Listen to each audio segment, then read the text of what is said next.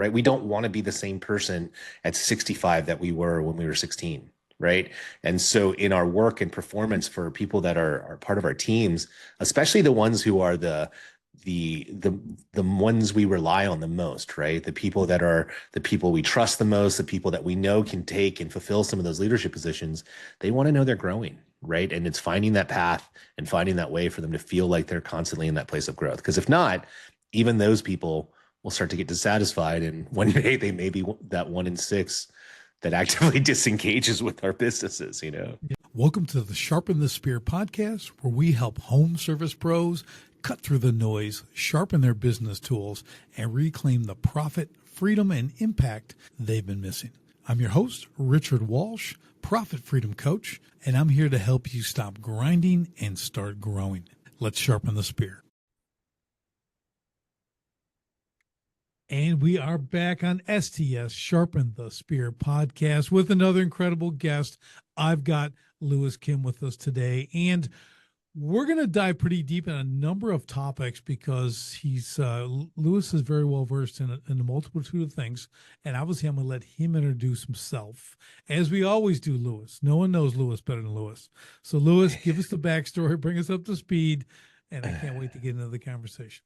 Yeah, thank you very much. Long and short of it is I am the proud son of Korean immigrants, and I'm very, very proud of the fact that my parents were entrepreneurs and taught me the value of a combination of entrepreneurship and hard work, which, put me on a path where I was never going to be an employee for anyone. Bought my first business when I was 21, did really well with that. And then over the last, 20 plus years, bought and sold over 50 million in small businesses, and now lead and am the founder of Yusan Capital, which is a private equity firm, where really it's just a fancy way of saying I'm doing what I've always done, but with other people's money. So we've got a little more scale in what we do. But outside of that, I am on the board of a couple of nonprofits, one of which is very near and dear to me, which is the Church of Direct Experience. That's one that was very pivotal in sort of my path in terms of growth and where I am today. So it's helped me get to this point of sort of alignment when it comes to business and entrepreneurship, and then my own sort of self and where I'm heading. So that's the long and the short. That's great. That's great, Lewis. So before we came on air, we were talking a little bit, and it's something I want to dive into that we often talk about ownership. We talk about owning businesses, right? Most of my listeners here are business owners, entrepreneurs, all that great stuff. And one thing I realized, I've been in over 35 years myself in business, that it took me 20 years to figure out that I was the problem. Okay. So it's, I think a lot of us, we no one wants to hear that. Okay. We're all, as entrepreneurs, it's so true. We're a little heavy on the ego side. Yeah. Whether we like it or not, we have ambition, we have ego, we got pride, we got all that kind of stuff. And that makes it very difficult to look at ourselves. And I know your journey's part of that. So maybe we'll start with that. I think that's a good place for us to get started. That's so true. We are the biggest bottlenecks in our businesses, and sometimes we don't see it. We don't see that we are. It takes a healthy amount of ego to go and say, I'm going to pave my own path, right? I'm going to go my own way, and I don't mean egotistical. I just mean it takes a healthy amount of confidence and sometimes just guts to go do it, and that may blind us to the realities of what are around us. And for me, I quote unquote achieved success fairly early in life, and got to a point where in my early 30s, I look back on pictures of these amazing trips I was taking, all these things that I was experiencing in life. And in hindsight, the business that I was in, I was probably a year or two away, because my time had gone from 80 hours a week to like 30. And maybe a year or two truly running and being a true owner, right? You get to a point where the business just runs and you are in the ownership box. But I was miserable. And I was miserable because I hadn't taken the time to look inward to see what was causing that in that path. And to be honest, it limited, it was very limiting. And it took a point where I thought the problems were the business, and all the issues in my life were the business. And in retrospect, in hindsight, it really was because of me. And the truth is, had I been able to see it, had I been able to take some time off and really be reflective, I think I could have done some amazing things in that industry.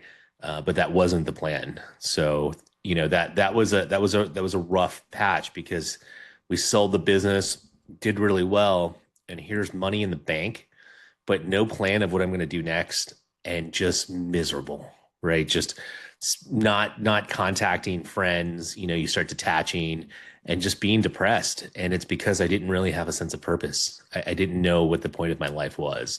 And that was a really hard pill to swallow because um, I just had never done that inner work, and it had been limiting, and I didn't even realize how much it was limiting me. Yeah, it's one of I had the same thing. I was realizing near the end of 08, 09 when I lost everything, everything just collapsed around me, was the only thing that was satisfying, sadly, was me doing what I did, building what I Yeah. built, building water features, doing sculptures, and my identity had become my business, Yeah, right? that's so So true. so that's a great way to hide. Okay, Yeah. that is because because everything out front, it's like a giant shield, right? You just got oh, you're amazing. Yep, okay, see ya, and I'm moving along, and so I totally get where you're going with this, because that for me too was I had to stop that, and that Yeah. collapse was a good thing for me to look, introspectively as well, and say, okay, whatever you're going to do, which I had no idea, I'm not going to become my business. Yeah. Right. Yeah. And this is one of those things in business ownership slash entrepreneurship. If you're buying and selling businesses, you don't really get caught up in that as much in the particular business. But Yeah. when you're that owner, you're a craftsman, you're a technician, you start your own thing and you start to build it and you're going, that tends to become who you are. It's a It's normal thing. the thing is the obsession that it takes to build it, right? And to create it ultimately becomes a thing that can be just purely from an existential personal standpoint, the thing that crushes you. Because if you are and you think you are your business, then if the business isn't doing well, you don't think you're doing well. And really, and I know in every business, there are cycles and seasons, right? And Yep. sometimes you do better than others. And as long as you're constantly on this path of growth, because, I don't think any business, I think there's two directions for every business, right? You're either dying or you're growing, right? Right. And sometimes that death is just a very slow, long process, little by little. And when we accept it as our identity, it's just you have nowhere to go, right? Because this business not succeeding becomes the reason you feel miserable. Well, guess what? If you feel miserable, it's going to be really hard to turn around and push that business through growth because you just won't have the clarity or the insights to do it. Yeah, that's so important to understand. When we talk to business owners, when I work with them as well, is we have this thing that's called, we're trying to get them to work on their 5%. And that's the 5% of the business only they can do. Doesn't Yeah. mean they're the business. You want to give everything else, like you do this, you do that, right? The full delegation, a self-running business is that. Now you're leading. I was having Yeah. a conversation this morning actually at the gym, talking to the guy. I said, you want to be the captain, just steering the ship. You don't want to Yeah. be down in the engine room. Okay, that's not Yeah. where you belong. You need to be up there Yeah. just checking the charts here and there. How we doing? Well, okay, we're gonna go a little bit left. We're gonna go a little bit right or whatever, and that kind of thing. So that's kind of our big goal. But let's talk about when you do get in that position, the business may end for whatever reason. You Yeah. exited nicely. Yeah. I exited poorly. with no other option, okay, except Yeah. to exit. So there's those things. So they both have their drawbacks, as you Yeah. pointed out. Now that's Yeah. what I want to talk to you about, is because you left well, but there's no plan, No, right? no, So let's that get into that. that I think where I was probably no different than where you would have been because there was no plan, right? Like when things don't end in the way we want, we haven't thought about what the next thing is, right? Because we're still inside of it. And for me, I was just so obsessed with getting rid of what I thought was the problem. Right. And so when you get rid of the problem and then you wake up the next day and the weight of the world feels like it's gone, that lasts for what, 2 days? And then you realize and you go, what am I going to do? and not having a plan and clarity. And this is which was kind of insane to think about, because when it came to the business, I was so clear about what we needed to do, where we needed to go, what we were doing, and just pushing and everything in the direction that you need to go. You mentioned the 5%. There's this great Stephen Covey anecdote that he used to tell, where the difference between leadership and management.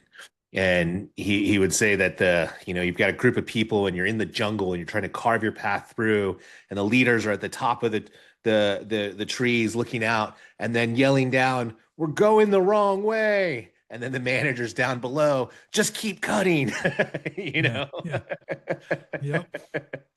Yep. So it's just not having that clarity and direction and vision, I think, really were the thing that just took me on a path of almost 6, 7 years of just trying to figure it out. And it wasn't, and every time I thought the external thing, right? Oh, well, this kind of business might be better. And you start pursuing it and it doesn't work. And I was like, well, I need partnership, right? Partnerships are the way to go, because I need to balance Oh, my skills, right? Because I'm not good at this, I'm going to get this. Well, partnerships are like, they're like marriages, and they're like marriages that don't end easily. I mean, I know like divorce can be tough, but ending a partnership is just, it's horrendous, right? Especially if you get into bed with the wrong people. It's sometimes it's just easier to walk away with nothing, right? It's just easier to just walk away and be like, I'm done. And there's just all that. It was all of this lack of clarity and direction, and that's, it put me on this darker path. And I think a lot of us that are in business sometimes, we don't have enough clarity, right? And we don't have enough direction and vision about where we're going. And I think that's where we need to be. I mean, I think that's why you're talking about the 5% with your coaching clients, right? yeah. I think like when I think it's Dave Ramsey who said the only ship that doesn't sail is a partnership. Yeah. And I'm like, that's a good, and it's true because I've had them, and you're Yeah. exactly right. But unless I tell people, unless it's an incredibly unique skill set that they're Yeah. bringing to this business, like you don't want to do it. Hire a general manager, hire people you can fire because you can't fire a partner. Well, and you got to really, the thing is, it is like a marriage in that you've got to vet people in such a way. Can you work with this person? A lot of people make the mistake where sometimes you see friends get together and they build amazing things, right? Other times friends get together and they aren't friends anymore, because they either had the same skill set or they had a working dynamic that was never going to work. And it's, there's so much give and take, and the question in partnership is can both parties be humble enough to let the other person lead in the area that they excel. And for me, what I learned is that I would much rather, like you said, hire a general manager Right, right, right. than get Yeah, deep into a partnership, because I have very clear ideas about where I want to go. and on that point, Lewis. So here, this what we need to, what people need to understand. I do this a lot with my clients, called strategic vision. You have to have the absolute clarity on where you're going to go, not in 10 years, not in 20 Yeah, years, in the next year and a half, 2 years. We yeah, do one time, we like very, very clear on what this business is, not a mission statement, but a yeah, vision. And normally that's one person who has the vision. yeah. The That's right. key is how do you share it with everyone on the team? Yeah, yeah. That's the That key. that is perhaps the greatest tool a leader has, is the ability for others to adopt their vision. I'm going to bring politics in, but I want to bring this in a very neutral way, in that whether people love or hate Donald Trump, right? That whatever you want to call it, as a leader, he painted a vision for a group of half of the population that came out and voted and went that way. And it was a vision that was bought into. And there's, I mean, and Obama, his predecessor, is another example, painted a picture, right? That was very clear. This is where we're going. And it was because we're coming out of the financial crisis. There were all these issues. People were sick of the wars. And here it came. One word. It was one word Obama won his presidency, and that was the word hope, right? And it was a vision that was very clearly pictured. And that is one of the things that I think we as business owners sometimes, we spend too much time trying to manage rather than putting the right people in the seats and then painting the vision and explaining the vision to the other people. And that is where I think in growth, as an owner, that's really, really where you have to be. Yeah, it's one of the first things we start with when I engage clients because it ends up being a 10 to 12, mine's 14 pages. Yeah. Okay, my vision, like, and it's every single person in the company, what we're looking at, and it's all future cast of where we're going. We're not Yeah. there, is where we're going. They need to understand. And when you get that kind of purpose, because people want to work for purpose, recognition, and quality Yeah. pay. Those are Yeah. the top in that order. Yeah. Like if I want people who want to come to work. Yeah. I know that's like a swear word these days. Yeah. Okay. But it's like you talk about work ethic. I want people like to come because they're part of something big. They're making a difference. Well, in 1 in 6 employees today in our, and this is an American statistic, and I'm sure that somewhat translates to other Western economies, but 1 in 6 employees are actively disengaged with your business, right? It doesn't matter what with their job, and so it doesn't matter what industry, whatever it is. That means that, like, if you look at 6 of your employees, one of them is not just unhappy about the work, they are actively disengaged, meaning that they're trying to find ways to make the workflow more uncomfortable. That's how unhappy they are. Yeah. And that comes from this thing of not feeling appreciated, not seeing the clear picture. And you pointed it out. This was from like 7 years ago, which at that point it was like 65,000. So probably today with inflation and everything that's happened, we're probably closer to like 95 to 100. That when employees reach a certain threshold financially, right? Bills are paid, they can pay for their car, they don't worry about vacations, like they lead a comfortable life. At that point, more pay, incremental pay is less important to them than the purpose and what they're involved in and the appreciation of the work that they're doing. Yeah, you're exactly right. We often have these discussions why people leave a business, Yeah. and they'll tell you it's pay. Yeah. I'm gonna make pay me enough. That's usually a lie. Okay, it's because the Yeah. place is horrible. They don't like it. Yeah. They don't feel recognized. All this stuff. So it's very, very, very seldom it's for pay. Because if Yeah. that was the case, they'd sell you out for 50 cents an hour and move down the road. That's Right. right. So That's right. retention's a whole nother topic, but I think when you come down to the sense of purpose and vision, Yeah. this is how the really, really good, the great leaders lead. Yeah. Is promoting that vision, driving that vision, empowering the people, let them know how they're the hero in that part of that journey, part of that vision. How do you fit in here? Why does this not get done if you're not here? Okay, because you're that important. Steve Jobs was such a great example of this because there's not a single person, I think, that was part of the Steve Jobs teams and building things that would have said he was a nice guy, that it was an enjoyable experience, right? But he created such a clear vision of what he wanted to create, right? Whether it was the way the chips were set, whether it was the manufacturing process, whatever it was, constantly told, we can't do it, it's insane, right?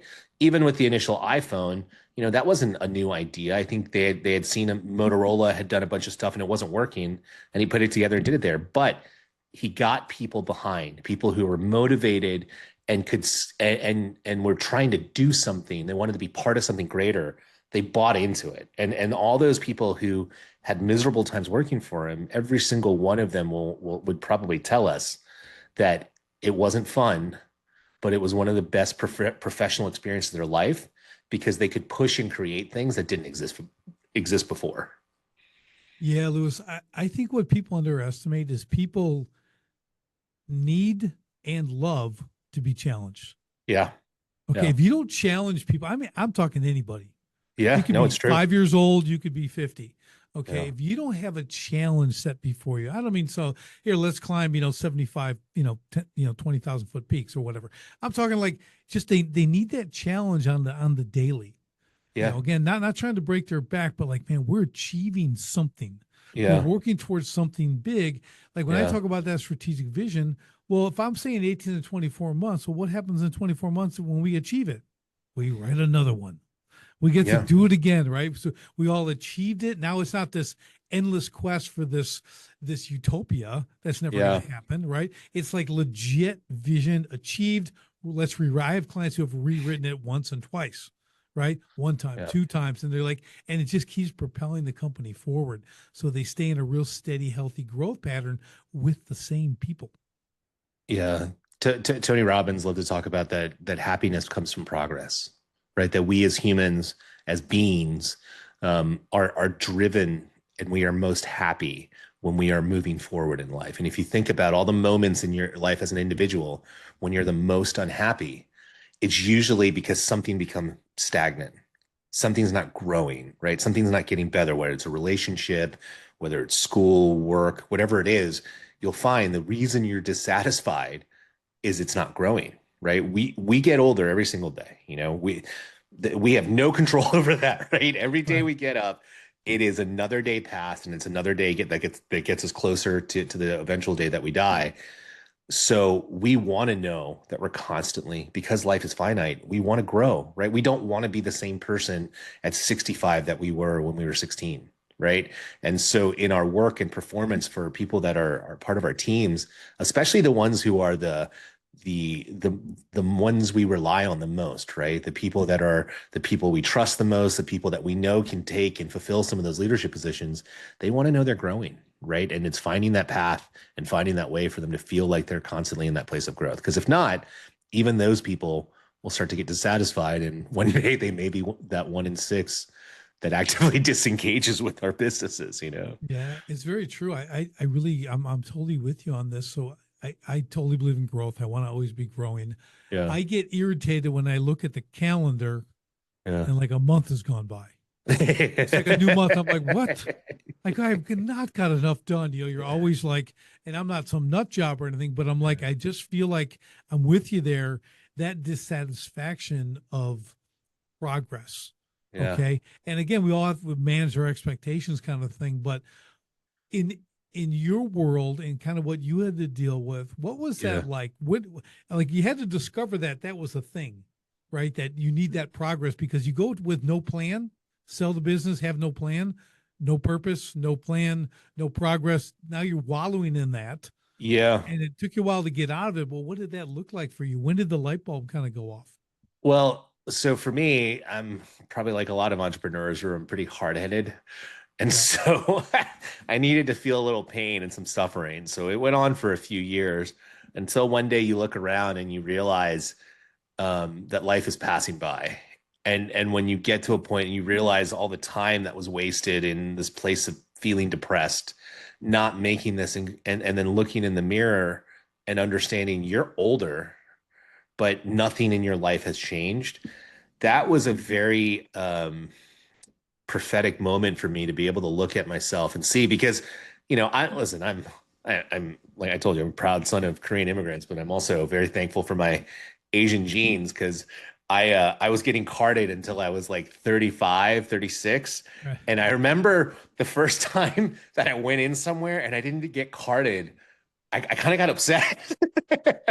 and Right. I looked at the guy and I was like, when I looked behind me and I was like, did I hit a wall? Like did I just hit the like Yeah. proverbial aging wall? And you look in the mirror and then you realize, look, I'm older, right? But I have not, my skills aren't getting better. I'm not in a business right now and things aren't changing. And so I had to look inward. I had to look really deep, and I had to understand, why is it that I subconsciously, as much as I enjoy building and growing things, why is it that I find myself in the moment that I'm here now? Right. And that's where a lot of deep sort of, past personal things I had to work into, and I had to let them go. The thing of being an entrepreneur is like, we want to control everything and we want to hold everything like we're the masters. But really, I think a great leader, it's about surrendering, right? And it's about letting go, because I can only control what's in my hands. And so if I bring the right people around and I share the message in a way that makes sense and gets to resonate, I can't, I have no ownership over their adoption, right? I only have what I can have, which is portraying the vision, right? And maybe they're just not the right people. And sometimes we get attached to people, right? And we're like, oh, I really want this person to work. I really want to work it. Sometimes they're just not a fit. And it's in those moments that we can surrender and see the realization, oh, this person isn't the right person on the bus. We've got to let them go. I've got to bring someone in. And I had to kind of go through that with my own internal things and sort of myself, that really allowed me to open up to see everything else, and to really grasp onto this new sense of sort of consciousness about where I was going and who I was. Because once the identity came that I knew who I was, everything else gets easier, right? It's like the filter goes away. Yeah, or the filter comes and the noise goes away, right? All the noise disappears. Yeah, that's great. I often see that as I go into these businesses to help them, and I call it outside eyes. I'm the Yeah. outside eyes. I have no emotional attachment to your business, Yeah. and I'm seeing people like, okay, I'm making a list. I'm Yeah. thinking Santa Claus. Okay, I'm like, you're going to be gone. You're going to be gone. You're going to move over here. And then Yeah. inside of a week, two, I'm like, why is she doing that? Why does Yeah. she work here? Why does he work here? And Right. you see this stuff because they've got comfortable. Okay, or like you Yeah. said, they have a different attachment to these people. Yeah. It's not really purposeful. It's not driving their business. They're not able to look at that objectively. So that's where this is where what I'll say, all good entrepreneurs, all good business who have this awareness like you Yeah. do now, we want to see that, bring someone in to give us that insight. Doesn't mean we Yeah. have to pull the trigger on everything they suggest, but like we need an objective, we need objective insight into what's going on to help us propel forward.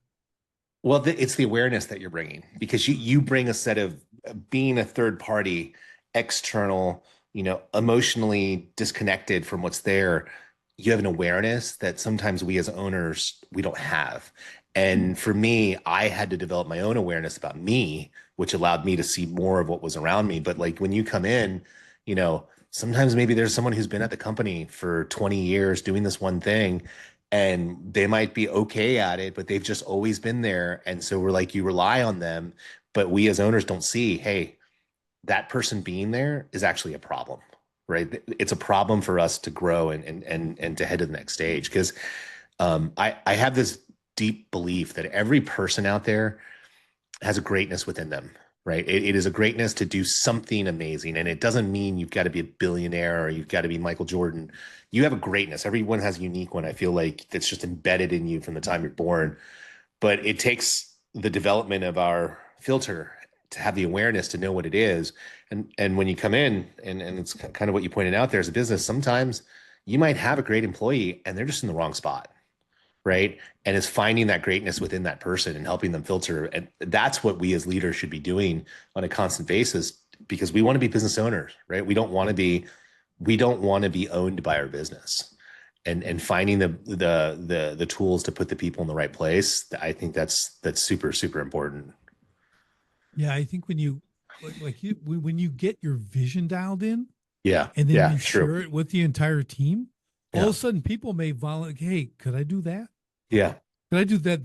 That's what I'm Yeah. talking about. That's what I'm Yeah. good at. I came here Yeah. for I got a job and I'm good. I'm okay at this, but man, that is what I'm really into. And it could Yeah. be literally like the warehouse guy. Yeah. Like I Yeah. want to do that. You know what I mean? So just going back to the vision part is so important because now they have this real direction. They kind of see their fit. Like you said, they're in the wrong seat. They may just need a lateral move.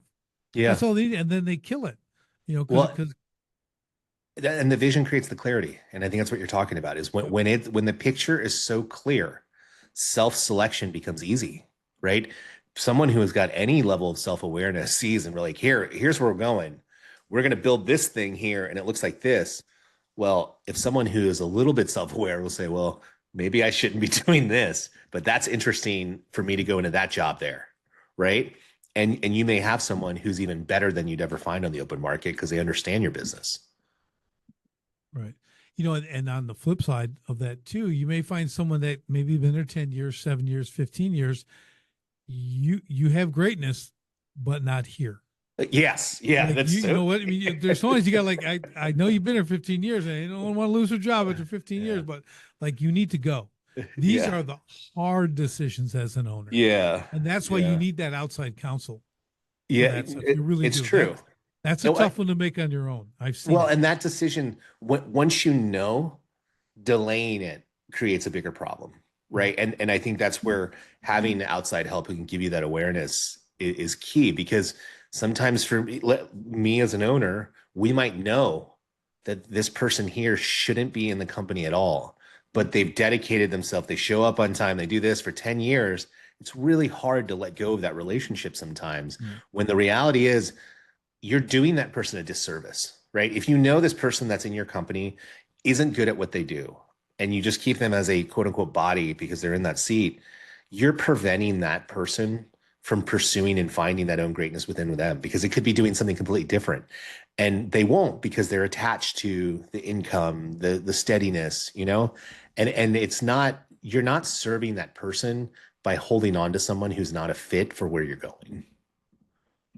Yeah. And here's the key, Lewis, when I think about this, because us as entrepreneurs, often, I Yeah. know I'm this way, I don't believe in limits. Yeah. I don't want cap ceilings, whatever you want to Right. call it. I am not into that. Yeah. Okay. I used to have these debates with like, oh, I'm a union, whatever, and I get to make $32 an hour. I go, yeah, but you can't make 33. Yeah. It won't let you. I go, I'm Yeah. not working for someone who's not going to let me make more money. Okay. I Right. don't care what the number is, right? I don't want a ceiling, but sometimes these people in there and they have very low ceilings. We have to understand that, right? There's people. I use just one example. There's a guy at Dollar General stores where they have these big warehouses, and Yeah. I was at the original one down in Kentucky, and the site manager goes, "See that guy on the forklift?" I go, "Yeah." He goes, "50 years he's been driving that here. 50 years driving that forklift in one." I'm like, "Holy cow!" My first thought was, imagine all the stuff he's run into, with those forks. but but then I'm like, that's a unicorn right there. Yeah. There's a guy happy doing that for 50 years straight, right? But those people Yeah. are out there, right? So Yeah. we get it. But even at the same time, you know what? Maybe he wasn't actually a 50-year forklift guy. Yeah. Maybe he completely missed a real calling he could have really excelled at, but he Right. accepted that. Right now, that's not our job. No, Let me it's just not. go, and that whole Yeah. thing. But I just want to bring that around because I think I like what you said earlier. We all have this greatness in us, and I'm with you Yeah. on that. I totally believe it. It's finding it that's the struggle for a lot of Yeah. people. Yeah. Because It is. I think societally we're kind of beat down. Yeah. People are don't risk, don't do this, don't do that. I mean, as entrepreneurs, we're an odd bunch. Okay, we're odd ducks who just we get the risk, we'll take it. We talk ego and everything else, but a lot of people don't have that in them, or no one's there pulling it out of them.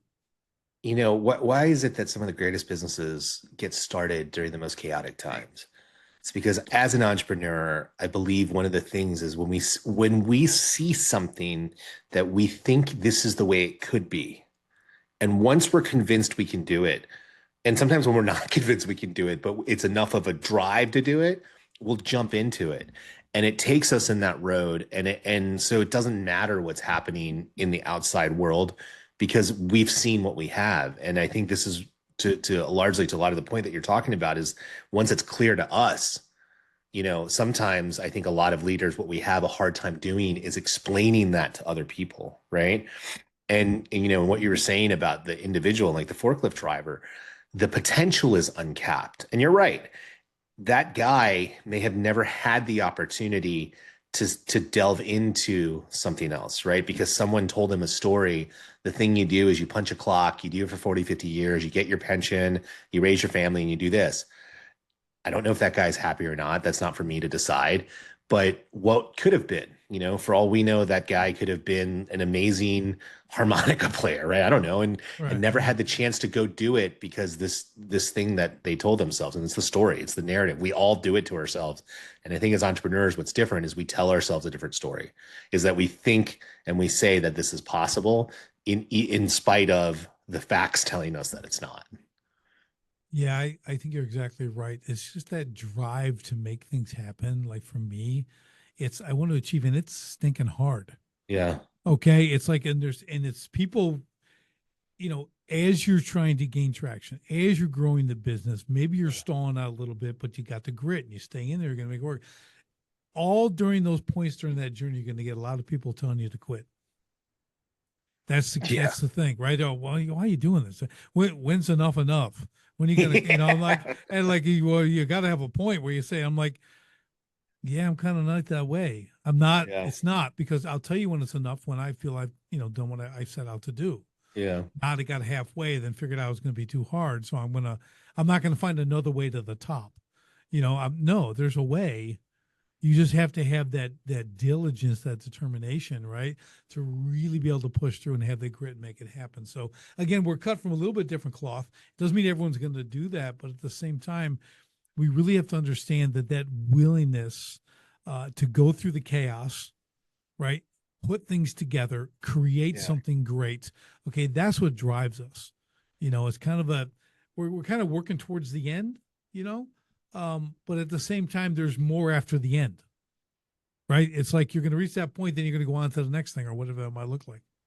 Yeah, there because it really is until the day that we're in the ground, or burned to ashes. There is no end, right? It's always something, and so we're always pursuing the new, and as much as we are driven a certain way, we've also spent decades becoming this way, right? Mhm. And it's like the founder of Chipotle. That guy went to the CIA, the not the spies that quietly take down governments, but the Culinary Institute of America. And so he wanted to be a fine dining chef, right? And so he and his dad opened the first Chipotle, right?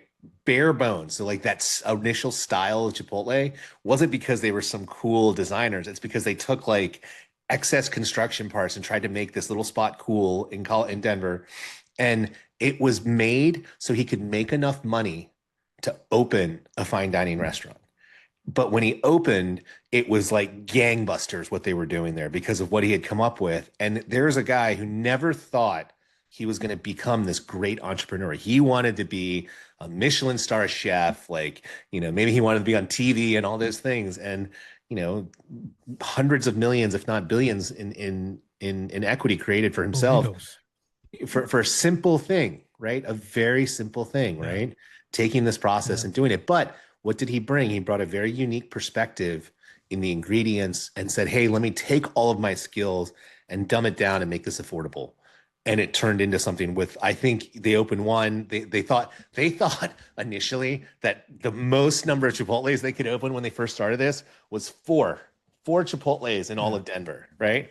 I don't know how many there are now, but I'm sure there's like closer to like 30 or 40 than Yeah. there are four. And it just shows you that you can grow into it if you're truly driven by what you're doing. Yeah. Yeah. And it's the ability to pivot like that, Yeah. right? You have to see it because some people can get so laser focused Yeah. on Yeah. me being the 5-star Michelin guy that you're going to be like Yeah. you're leaving $1 gazillion on the table, and you're going to Yeah. know where you're going to go into misery Well, as a Michelin chef trying it, to fill that place in Denver. You know what I mean? It's like it's fascinating, that they can have again. You have to have that open mindedness, if you will, the ability to see what you've created and how to yeah. leverage it. It's I think we started this conversation with this idea of the engineer or the specialist who creates something and builds a business. It's like the McDonald's brothers, right? Like they created this amazing concept, but they were so stuck on the vision of the concept running perfectly that they tried to franchise and it didn't work. And it took someone as an outsider, right, who saw the potential and come in and really build McDonald's into what it is because they were so stuck on this vision of their thing, right? And that's all it was going to be for them. And someone saw it at a much greater one. So like the guy at Chipotle, he obviously saw and said, "Hey, I'm not going to get in fine dining. We're going to go build more of these." Right. Yeah. And I love it. I love it. I love those kind of stories. I give a lot of praise to anyone who wants to have anything to do with the food industry. Yeah, Okay. Just it's hard.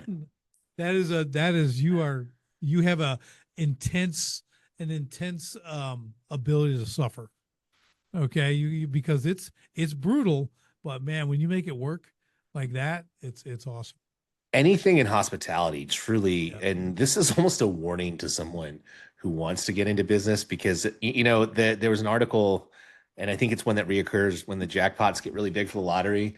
They tell you the two businesses not to buy when you win the lottery are restaurants and car washes.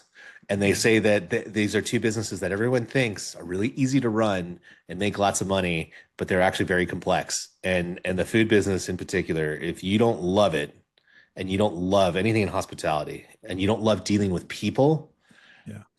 don't don't even think about it. I always, it's funny. I cook. I'm a high level chef. Okay, Yeah, personally, right? yeah, Love it. Do all this stuff, but I also have the caveat. I only cook for people I like. Yeah. Okay, so they're very small dinner parties. Okay, they're Yeah. amazing. Okay, Yeah. but I'm not gonna make food for someone who's gonna hate on me. Yeah. Okay, like it doesn't work that way in my world. Okay, Yeah. I'm doing it. I like them, they like me. I make great food. Everything's we're gonna have a good time. So, Yeah. yeah, you're right. You're right on that. I love that when we look at different businesses, regardless of what it is, you could be food industry, you could be warehousing, you could be whatever it is. It doesn't matter. That the elements are basically the same. Okay, I get there's different levels of misery in there and everything else, but I'm gonna kind of loop this back around to the Yeah. beginning where we got to remember that the problem, regardless of the industry, is still going to Yeah. be us, the owner. True. True. Okay, and that's what we need to. That's why I want to come back to this because I'm not trying to like slap everyone in the face, but I want everyone to get a little bit more introspective and really look at their business. And you've had this experience as well. Like, why am I the problem? Right? Like, because you're going to ask that question, but then you're going to say, well, where do we go from here? If I actually have to decide and discover that I'm the problem, Yeah. what does that actually look like in steps? Yeah. This is a great question. I think to answer before you get like into the steps, but to answer the just the deeper question, if we think about what we do as just people on a subconscious level, and let's say being in traffic, someone cuts you off, that triggers the crap out of you, right? Yeah. And if we do that, we do it reflexively, right? It happens. We don't even know why we're mad, and it passes, and then we reflect and go, "Why did I get so upset?" Right? Just take that and now think about within your own business the patterns of behaviors that you have as an owner and as a leader, and how now that influences everybody else around you, right? And it might be as simple as this is something I'm terrible at. I'm working on it. Is if someone presents something to me, especially if it's creative, I'm a big person on feel, right? And I see it, I'll always go, I don't like that. Or I'll sometimes even say it just comes out of me, and I'll be like, it sucks, right? Like, or it's bad, it's terrible, and I know it's language I need to be careful of because the person presenting it to me has put a lot of effort forth to do that, right? And so, as a leader and as an owner of these businesses, I've got to be very aware, and that's why for us on a day-to-day basis, that's like the microcosmic version of why we are the problem because we're shaping the direction of where we go. And I think it really has to begin with our own personal stuff, whatever that is, right? Mhm. Because I have found the more I've worked on myself as an individual, right? And that's dealing with past, call it trauma, um, dealing with past relationships that are very influential, like the relationships that we have with our parents. It doesn't mean that you have to love a parent who abandoned you, but it does mean that you have to reconcile and let it go, right? If you can reconcile and let it go, it makes you better because the more I see myself, the more I can see other people. And I think it really begins there is that inner work on yourself and getting through and working through whatever those things are, because our subconscious, like we live in our subconscious, right? We live on autopilot because if we didn't, just imagine even trying for me to log on this podcast, right? Like I'd be thinking 10,000 steps to get here. And I think it starts there. And once we get there and start to go inward, we can start seeing others, understanding others, but then that also opens us up to the next thing, which is to learn, right? Is to learn with humility all the things around us. Because I think humility is one of the most important things as a leader. I think your ability to be humble enough to hear from this frontline worker, like that forklift driver, right, who's done it for 50 years. Mhm. I promise you, that guy understands more about organization and sorting of that inventory, right, than Yep. anybody else in that place, right? But nobody ever took the time to be humble enough to come to him and say, hey, do you think there's a better way of us moving this stuff along, right? And I think that's where once we clear the path of letting go of whatever that past stuff is within us, right? Because then the anger and all that stuff goes away. And then the clarity starts to come in. We become humble enough to learn from others and really learning from every person up and down the chain. The more that we can do that, I think they in the 90s they coined the phrase like management by walking around, and I think they were taking a lot of that from Sam Walton, because Sam Walton, up Yeah. until the day he died, used to walk Walmart stores, right? Yep. If he was in your city and you didn't, he wouldn't announce it. He would just show up, right? And he would walk the aisles and he would see, and he would take time to have conversations, not just with the general manager, right? But Yep. with the department head, and then the kid that was the part-timer working in that department, because he knew there was all this stuff to learn. And so I think those two things I think really are the most important. And it's getting to that point. And I think the third thing is to really trusting your intuition. When you've done those two things, our gut as entrepreneurs, it's what got us into where we are. Learning to really trust it and see it and feel it as truth, I think that's one of those things that, when you can cultivate, especially when it's coming from this place of having worked through the personal things, being humble enough to learn from all of us, everything around us, our intuition is going to guide us. And I think that's really, really key. Yeah, I think it's good. I think the best definition of humility I've ever heard is humility is not thinking less of yourself, it's Yeah. thinking of yourself less. Yeah. That's great. Okay, because so many people have that fake, oh, I'm not that good. Oh, yeah, yeah. You're giving some praise, and they play the old humble, oh no, no, it's not me. No, that's not humility. Okay, humility is really it's about other people. Well, You know, and it's being able to hear them, right? Like that's really that's my hear them. point. Yep. Like it's the very famous quote, right? Like you got two ears and one mouth. You know, I had to. I think the guy's name's Chris Voss. He was an FBI hostage negotiator. Wrote this book, Never Hmm. Split the Difference, and he talks about one of those things about mirroring. And one of the things that he would do, especially with people who are very aggressive, is like mirror, and it's just repeating the last idea or the two or three words that someone says. And I have found that that's such a great. Every time I think I'm starting to talk too much and not listen more, I'll start to practice this, because when you start to mirror and you have to hear what the other person is saying, especially when you're picking up where they left off, I found it so key. Just because your brain is now thinking, I need to hear what this person has to say. And I think, as you said, the humility is so key in being able to listen, to really, really hear someone. Yeah, I learned a long time ago. Listening is a silent form of flattery.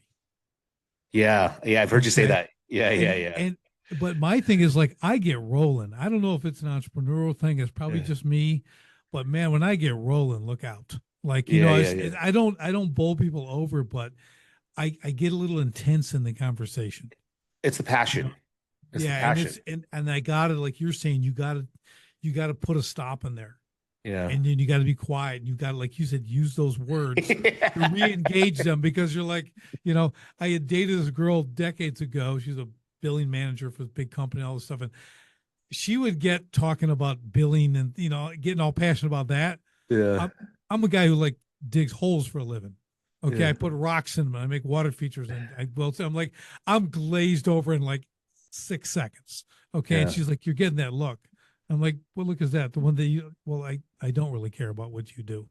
Yeah. You know, it wasn't a real long relationship, but it was just one of those things where I'm like, I just have no interest. You're talking about Dilbert jokes and stuff like that, like, and that's not who I am, right? So there's a misalignment there. But I had to learn, like, well, what if she was a customer? How Yeah. am I going to engage this customer so they feel valued? They feel like Yeah. I'm listening. I'm building something for them, and this whole thing. Yeah. So, what a lifetime of work, Lewis. Like I had to work. I'm still working on this. You know what I mean? I'm no young guy anymore. I'm Yeah. like, man, I still haven't got this down. This is a challenge. But it goes to the point of the start of this conversation that it's about us, right?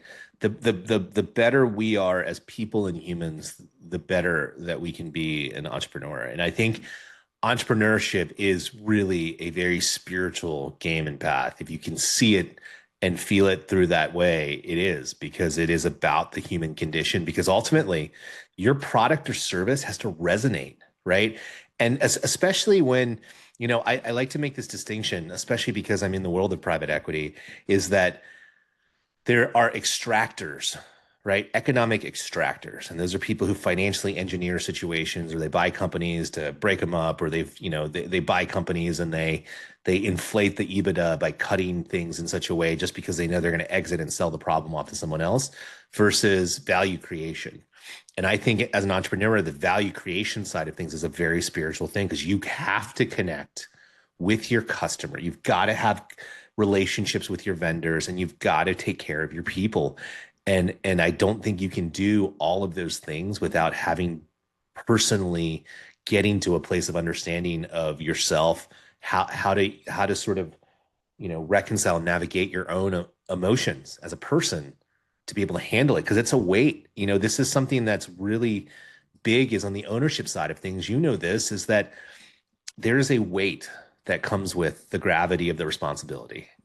And I think it's one of the things that steers people away from wanting to be an owner, and to be a business owner is because of this fear of the responsibility. But the reward is so amazing, whether it's financial, or the bigger thing to me, which is the existential, being able to build something, just to take something and grow it and then have it flourish.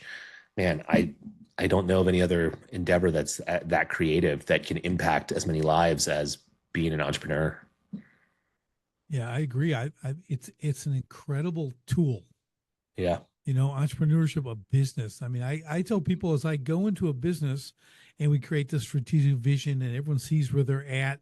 And one of our goals is to make them not just more competent at what they do, but make them better as people, whatever that might look like. Because if I've got 50 employees, okay, and we make them better as people, where do they go at the end of the day? They go home Yeah. to their families. They Yeah. affect their families. Their families are where? Right. In the community. Okay. And they affect the community. Now, instead of, 10,000 people, I help millions, right? Because that kind of trickle down, if you will, or that crossover of that. So there's a greater responsibility in my mind. And I learned this way late, but I've learned it that when you're that owner, and I'm a value creation guy as well, just like you, Yeah. I'm all about that, like Yeah. nuts about it, right? That's the thing. So when you're in that, and you start to look at what you're actually able to affect, Yeah. it's beyond your four walls. Yeah. There's so much you can do with it, and it is a massive responsibility if you take it serious. We've used this analogy of food throughout this conversation, and those high-end restaurants, such a good example of this, right? Yep. If you look at like the most famous chefs out there, there's always a lineage, right? Because there was a process where they went to go develop their skills. And to me, the greatest compliment to me in the world is having people that are part of my team growing beyond my ability to put them somewhere, right? Yes. Then I know I'm doing my job, right? If someone is coming and I just don't have the place to put them and they're like, hey, I'm going to go take this opportunity that's here. I'm giving them a standing ovation because I'm like, you Okay. did it to get here. And it's like, I'm sorry that we don't have the place. Like that is like the greatest problem to have in the world Yep. is having talent that you got to put places into. I mean, this is why a lot of these restaurant companies become like these chefs become restaurateurs is because they're cultivating all this talent. And at a certain point, it's got to go somewhere, right? And they don't want to lose these people and they have investors that want to go into it. But the greatest compliment I think for some of these chefs are who comes after them, right? And Right. and you think about all of the people out there. I mean, Gordon Ramsay is a giant TV personality now, right? I think it was Marco Pierre White in England that he was in his kitchen, and Jamie Oliver was in his kitchen as well. And if you look at this lineage, it's all there. And I think I use that as a really good way to correlate us as business people and entrepreneurs. Like that's the way we should be thinking, that we have this amazing talent. We're going to push them. We're going to put them in the right place. And we're going to go, and we want them to grow. And actually, the greatest compliment is if they become entrepreneurs themselves. Right. Right. It is because again, and people they get a little. Well, I'm not going to build a bunch of I'm not going to train my competition. Yeah. Yeah, you're not. Yeah. Okay. Because Yeah. anyone who, even if they say I'm going to go start my own business, Yeah. oh, I'm going to pat them on the back and say you're going to be awesome because I know what you got to go through. You Yeah. may or may not succeed. I'm like, Yeah. you want people to do it, but at the same time, I don't have my enemies do that. Yeah. because it's Yeah. misery. Okay. There's a lot to it to get through, but also, like you said, I love this. And I talk about this often as well, is I want to train again, there's ceilings in every business. You only have so Yeah. much capacity. Yeah. Yeah. Great. If you can expand and franchise and now you can bring this talent, Yeah. but if not, it's like you give them a party. Man, they're Yeah. moving on to a higher job, making more money. They're going to provide more for their family. They're going to make a Yeah. difference out there, and they're never going to forget you. You got them Yeah. to the point to be able to do that. You have to have that mindset. Train Yeah. these people up, and like I knew one guy had the whole wall of fame, and he puts exactly where people went. He puts their picture on the wall in the office. Like he worked here 5 years. Now he's at this place running this. And it's that. And that's the mindset you want because everybody leaves. I always There, say everybody leaves, but I, let's send them off, to great places. I have a friend who's in the construction business, and construction is a tough, tough business, right? Small Oh, margins, a lot of capital risk up front. And he was working for a firm that did higher end renovations, right? And so like their minimum job size is like $250,000 or something, right? Like that's bare minimum that they would do, but their typical job is 700,000. Um, and when he left, he had such good relationship, and this is more about the owner than it is him. But the owner, such a good person, he told him, he said, "Look, I want you to succeed. We get a lot of phone calls for jobs that are too small for us. I refer them to people, and it doesn't work out always, right?" And he said, "I'm going to send you those leads, right?" I was like, "I don't want any money for it, but I'm already spending the money on the marketing. If it can help you, it can do this." And it allowed him to go out and build a business. And in the first year as a GC, he did over $1 million, right? Which, in any business, there's those financial thresholds, and $1 million is one of the first major ones that you start growing into being a real business person. And he did it because of that. And that owner is one of those people that I'm like, man, I really respect what this person did, because someone who doesn't have that mindset would be like, I'm going to keep these leads that are worthless to me. Right. right, right, right. But Yeah, he it's wanted his so. people to succeed. Yeah, and that's what I've seen that a lot because I deal a lot in the construction industry, right? So, Yeah. and you see this as these guys again, they get to a place. Now, I've also got businesses that are growing, Yeah. accumulating other businesses and taking that talent and putting them. Oh, you went from project manager to COO. Yeah. What a great leap, man! That's because now you're running multiple things, and it's all your mindset, right? Where are you going to go with Yeah. your business? Understanding that, how are you going to groom these people to get them to the next place? Have a Yeah. plan for it, right? Yeah. When they do leave, it's okay. Yeah. It's like people are going to leave. That's why you build systems, processes, the whole thing. You have basically a self-running business that's not dependent on any one person, including you, the owner, right? Yeah. That's the big goal. When you have that, you can now, but now you can focus on the stuff like we just talked about, like Yeah. really elevating your people, because now you got the bandwidth to think about this. Well, what else Yeah. could I do? What other training could I get them? Yeah. How else can I get them? What's the next certification? How can I build this stuff up? Because it benefits everybody. So I really love it. I think it's just awesome when we're able to think that way about our business and our people, because no matter what, everything is based on relationships, right, Lewis? I mean, when you see it, I don't care if it's sales, it's vendors, it's whatever you're doing, your customers, everything is based on relationships.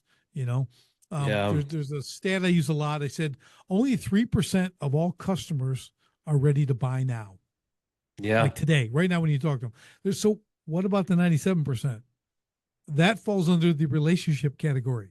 Yeah. Okay, you got to nurture that. You got to build. You got to do all this stuff. So if we don't have that basic understanding, you're going to suffer as a Yeah. business. It's especially in today's marketplace and with the amount of noise that exists. I think they said it used to be, what is the sales? The adage was like 6 to 12 contacts before you get a sale. And what they're saying now is that it's actually closer to like 13 to 15, Yeah. right? Because there's so much noise, and the relationship allows you to bypass that, because now you're emotionally connecting with someone, because it shows you care, right? It shows Right. that like they matter as a person before you even are worried about what's in their pocket. Right. Exactly. It's a challenge. It's a Yeah. challenge out there. Figuring that out for individual businesses. What does that look like? How do you begin a relationship? How do you Yeah. get I'm air quoting the first date? Right? Yeah. It's all about the first date. Nothing really happens on the first date. Okay, but except maybe you're spending time with them. You know what I mean? So there's nothing going on. Yeah. So you got to kind of like what's the process here, and a lot of companies don't spend enough time on that, Yeah. really developing that relationship. What does the relationship look like? I have this, I don't have it here, but I have this poster. It's my sales flow chart.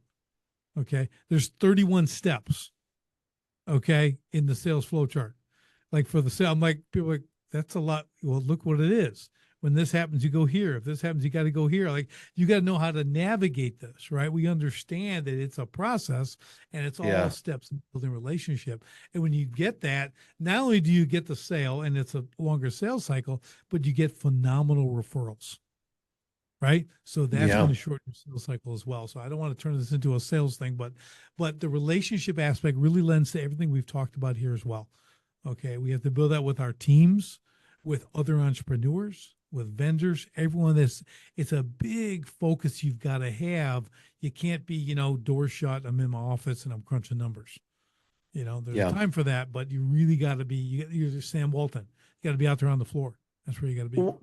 Well, and also, having you had said the 5%, right? It's having the bandwidth to be able to take a Mhm. step back to That's it. say, I understand this.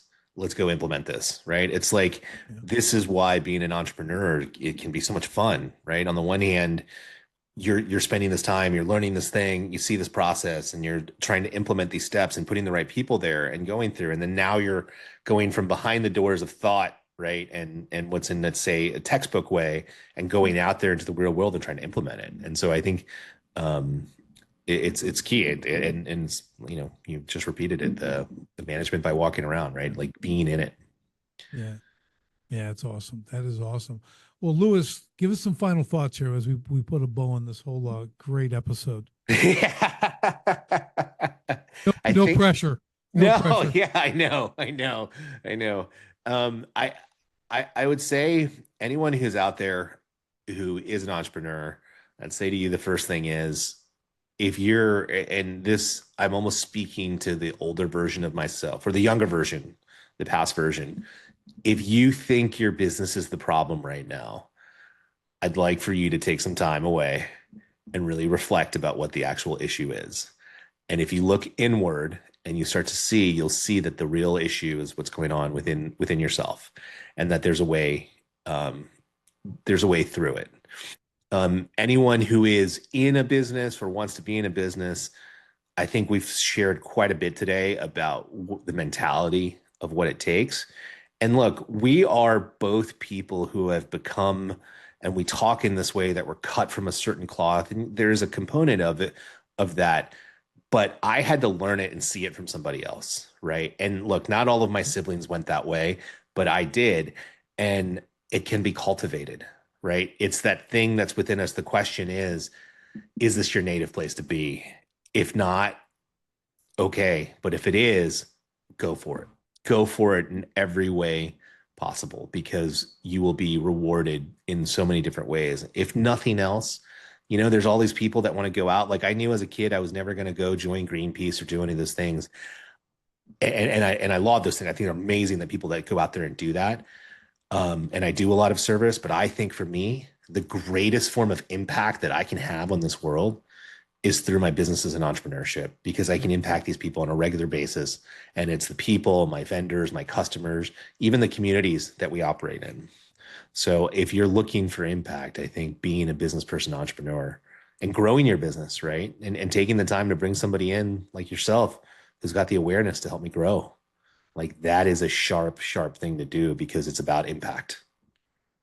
Yeah, I love it. I love it. That's so well said, Lewis. So again, thanks for being on. How do people get in touch with you? Follow you, looking at what you're actually doing, Yeah, anything so the else? easiest way to find me is if you just go to loukim.com, loukim.com. That'll kind of redirect you to everything that I'm involved in, to my company, some of the personal stuff that's on social media. There's a multitude of ways, but that's the easiest way. There's a contact form that's on there as well that you can reach out, but it's got my link to my social media as well. Excellent. Excellent. This has been really a great conversation. I love kind of a lot of people don't get to be part of these conversations when you're weaving these different entrepreneurial experiences together Yeah. and the outcomes and our development. We've been in business long enough where we can have a real development conversation. Yeah. I mean, I wrote a whole book on my failures. Okay. So it's like, we got plenty. It's a bestseller, so people dig it, but you know what I mean? But we've got the scars, right? We've Yeah. got the scars of business, and you need to get those. You're going to get them. It's okay. You're not going to Yeah. die and make this stuff happen. But this has been an absolute pleasure talking to you today, Lewis, and I appreciate you. And man, just keep doing what you're doing. Keep doing great things, and I love it.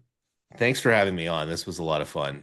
We covered a lot of different topics, but I mean, in the end, I think we were right down the middle when it came to the core of what we are talking about. So I really appreciate the conversation. My pleasure. And for everybody else, we'll see you on the next STS podcast. Thanks for tuning in to Sharpen the Spear podcast. If today's episode helped you think sharper, act smarter, or see new profit potential, do me a favor. Share it with a fellow home service owner and leave a quick review. Ready to find the profit hiding in your business? Head to sharpenthespearcoaching.com and book your free profit discovery call today. And until next time, keep sharpening.